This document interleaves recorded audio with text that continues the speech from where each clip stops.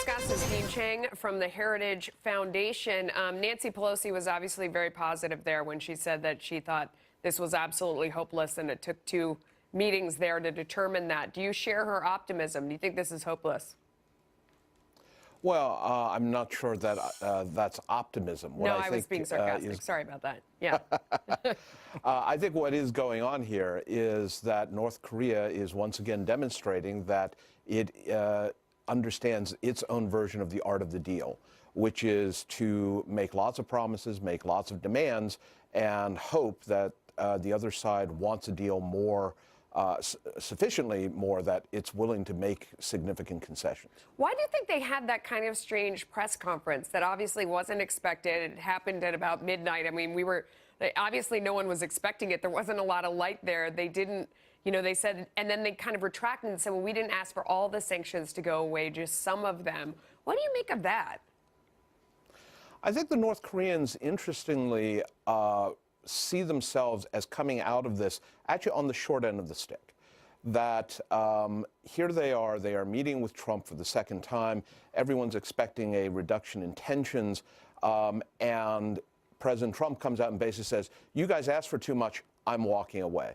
I think that what the North Korean foreign minister is doing is actually not playing to the U.S.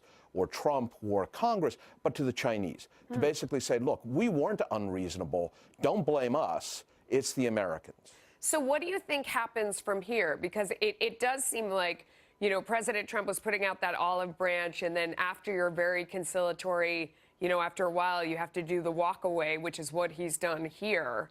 So what do you think is the next step in this dance? I think that the person who's going to lead this dance is actually going to be Kim Jong-un. The question is going to be, after he gets back home to North Korea, does he, on the one hand, go back to the old ways, which is missile tests, nuclear tests? We haven't seen either nuclear or missile tests in over a year.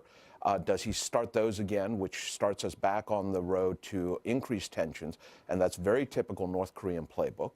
Does he make a more realistic offer of, all right, here are the 2 or 3 sanctions I would like to see you lift. Here's something specific I will give you, maybe a list of nuclear facilities or a list of nuclear materials, which would be the basis for a real negotiation.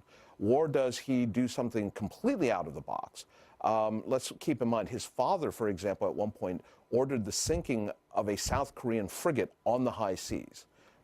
We could see that kind of very significant tension re-arise. But what do you think is his sincere read on President Trump? Because there are those who say that President Trump has come in with a strong posture. That's how he got to the table in the first place, because with that initial back and forth, he was surprised by the very harsh talk from this president, which obviously others in the past haven't had. And then there are those who say, that he's walking all over him, that he doesn't respect the president. What do you take from his actions and what he's done? What is his read on our president? I think that he's probably, above all else, very confused. President Trump is unlike any previous president. On the one hand, he has been willing to make threats that sound almost North Korean. On the other hand, he was willing to sit down and meet with the North Korean leader, something no other president has been willing to do. And above all, in this particular case, he got up and walked away from a negotiation. I don't think the North Koreans were expecting that, and I think that that's going to have repercussions. By the way, I think that this is also going to resonate in Beijing. I think that President Xi is also going to be looking at this and saying, do you think he might do this at Mar-a-Lago? Wow, I love all your answers. So fascinating. What advice would you give the president to do right now, real quick? What would you tell him to do? I'd say that he should stand firm. He should remind the North Koreans that we are the ones who have the ability to lift sanctions, but only if they come through. And I would, in fact, list several things that the United States wants. Lists of nuclear materials, lists of nuclear weapons. But again, to reiterate, if he wants, we are still open for negotiations. Dean Cheng, thank you so much. I hope you'll come back. Absolutely. Thank you for having me.